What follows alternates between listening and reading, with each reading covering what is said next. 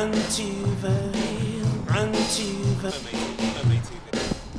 I miss you like crazy again. Feel like a cry. That's what I'm saying, kids don't belong, you know. When I go in a bar or a restaurant with my friends to something to eat or a drink, I don't want to see some snotty-nosed midgets running around screaming and whining because they're bored. They're bored? Of course they're bored. This place is for grown-ups, you idiots. I really hate it when some parent gives me the evil eye. So me and my friends are saying the F word. So what? This is an effing bar and it's effing 11 o'clock effing night. If you want to keep your kids' ears pure, send them to Sunday school. Or better still, send them home and turn the TV off. Putting up with stupid customers and I put in my 40 hours a week. Then, when putting up with stupid bosses and opportunity to relax and have a nice lager, I have to get. I've got to watch my mouth. Watching my mouth. On account of some stupid kid. There's a kid some in the place, so there's a parent there giving me this. This is a grown-up world, and you're not welcome to it. Get out. Thank you so much for joining us on MATV. My pleasure.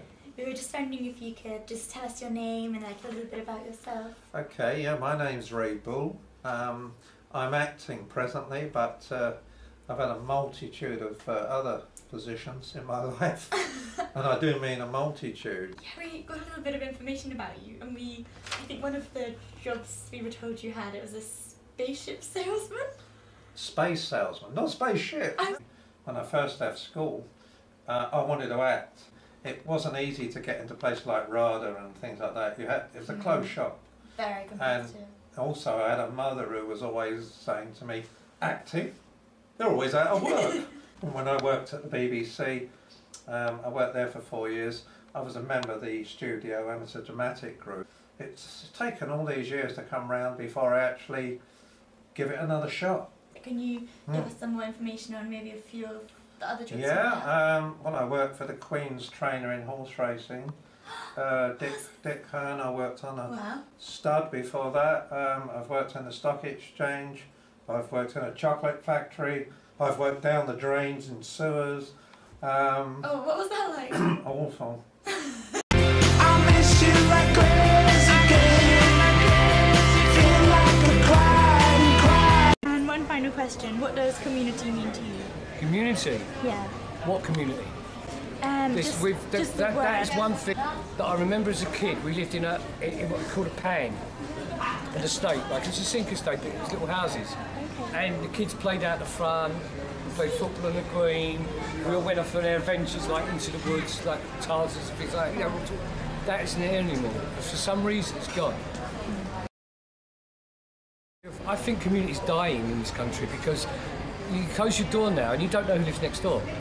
Yeah, that's so true. You know, you used to know who lived next door. The old man used to stand on the fence and he'd have a go at you for kicking a ball, but at least he'd talk to you.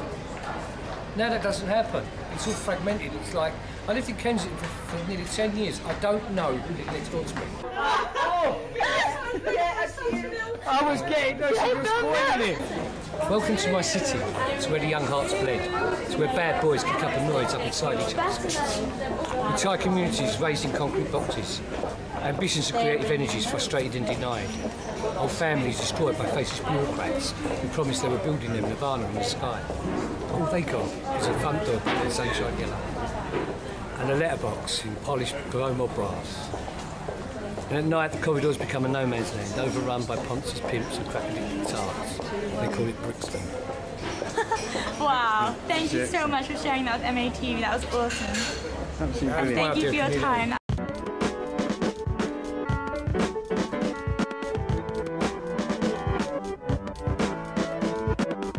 So we were wondering, what does community mean to you? Okay, well, closeness, I guess. I think that's one of the things we lack nowadays. You won't remember, but at my age I can remember neighbours and people being a lot closer than they used to be. Can you believe that neighbours used to hang their keys on a bit of string through the latch and the door? You could put, if your neighbour was out, had gone shopping and you wanted to go in or whatever, or you want to leave a message, they would be key on a bit of string. Seriously? It's incredible. You couldn't do that nowadays. You come back and find the whole place was gone, you know, but that's how it used to be. I think it's kind of sad. Having lived through those nicer times and seeing the way things are now, people don't really help each other the way they should. I genuinely mean this, that if I can help somebody, I will, and I don't expect them to help me back, but it would be nice if they do. I miss you like crazy again. Feel like a cry.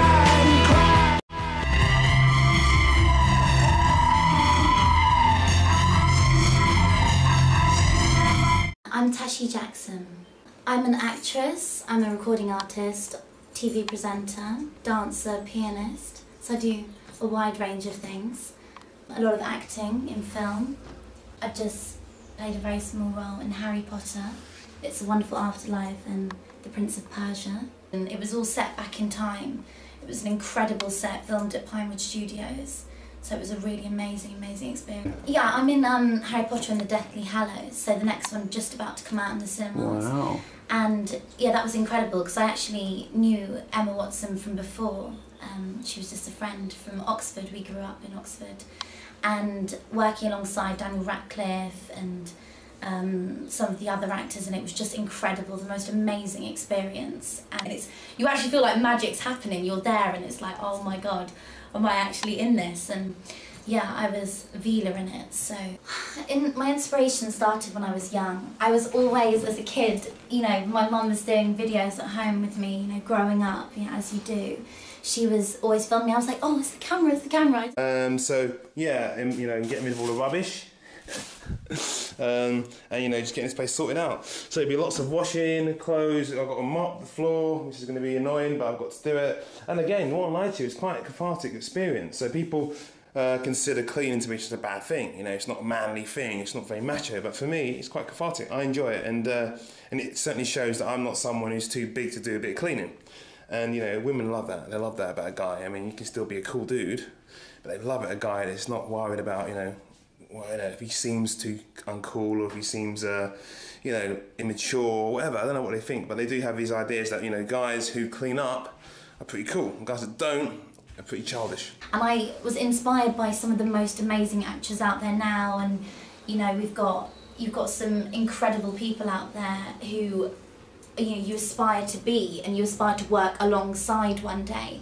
And at school I was always in theatre productions and making short movies, and then I left school and I was like, that's it, I'm going to work my way up. So I started as an extra and literally built my way up to where I am now, and it's just been an incredible journey, and meeting so many new people along the way who have helped me. And somebody coming into the game, I would say, to be honest, it's a hard industry, but so what? Believe.